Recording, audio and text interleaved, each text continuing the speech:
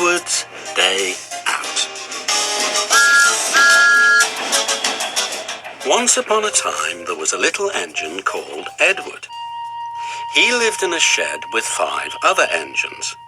They were all bigger than Edward and boasted about it. "The driver won't choose you again," they said. "He wants big, strong engines like us." Edward had not been out for a long time. He began to feel sad. Just then, the driver and fireman came along to start work. The driver looked at Edward. "Why are you sad?" he asked. "Would you like to come out today?" "Yes, please," said Edward. So the fireman lit the fire and made a nice lot of steam. Then the driver pulled the lever and Edward puffed away. "Peep, peep," he whistled. "Look at me now." The others were very cross at being left behind. Away went Edward to get some coaches.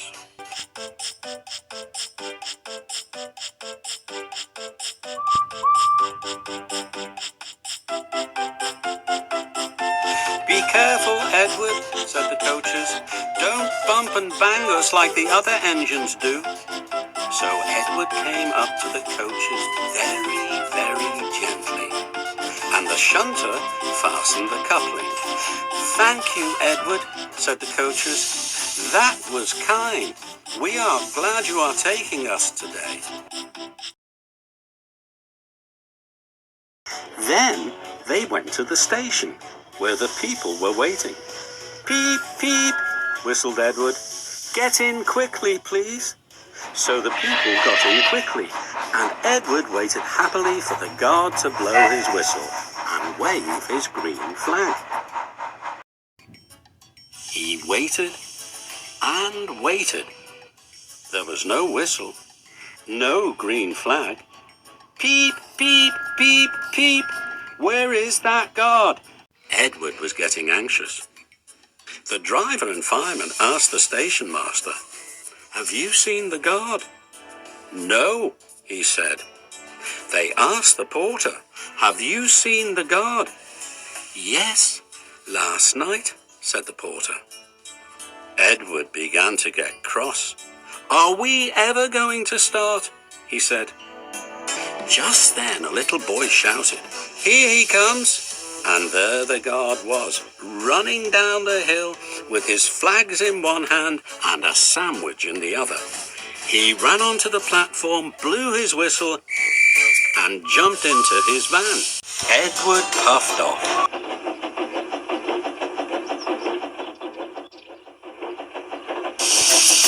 He did have a happy day. All the children ran to wave as he went past, and he met old friends at all the stations. He worked so hard that the driver promised to take him out again next day. "I'm going out again tomorrow," he told the other engines that night in the shed. "What do you think of that?" But he didn't hear what they thought, for he was so tired and happy that he fell asleep at once.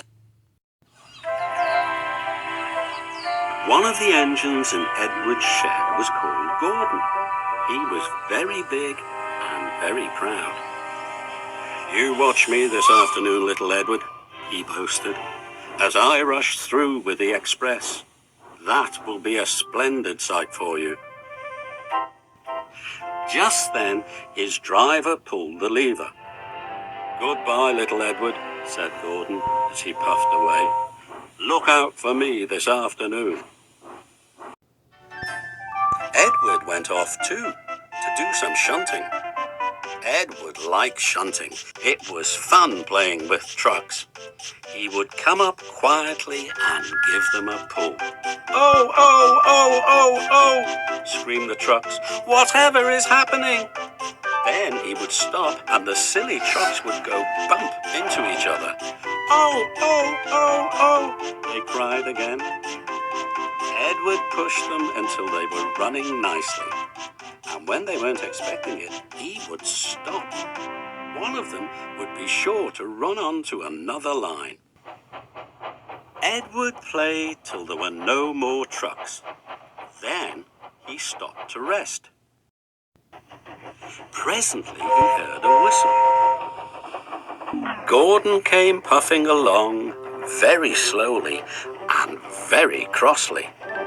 Instead of nice shining coaches, he was pulling a lot of very dirty coal trucks. "A goods train, a goods train, a goods train," he grumbled. "The shame of it, the shame of it, the shame of it." Edward laughed and went to find some more trucks.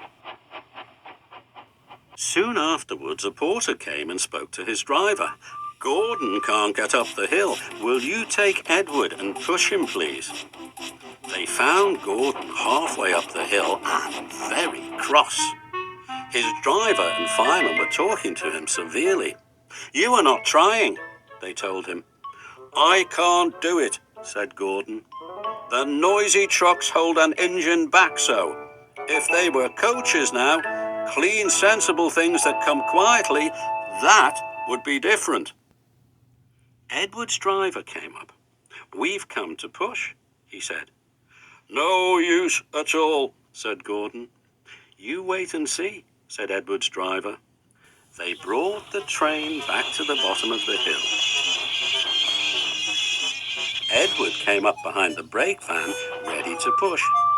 "I'm ready," said Edward. "No good," grumbled Gordon. The guard blew his whistle, and they pulled and pushed as hard as they could. "I can't do it, I can't do it, I can't do it," puffed Gordon. "I will do it, I will do it, I will do it," puffed Edward. "I can't do it, I will do it, I can't do it, I will do it, I can't do it, I will do it," they puffed together. Edward pushed and puffed and puffed and pushed as hard as ever he could, and almost before he realized it, Gordon found himself at the top of the hill. "I've done it, I've done it, I've done it," he said proudly, and forgot all about Edward pushing behind. He didn't wait to say thank you, but ran on so fast that he passed 2 stations before his driver could make him stop. Edward had pushed so hard that when he got to the top he was out of breath. Gordon ran on so fast that Edward was left behind. The guard waved and waved, but Edward couldn't catch up. He ran on to the next station, and there the driver and fireman said they were very pleased with him. The fireman gave him a nice long drink of water, and the driver said, "I'll get out my paint tomorrow and give you a beautiful new coat of blue with red stripes. Then you'll be the smartest engine in the shed."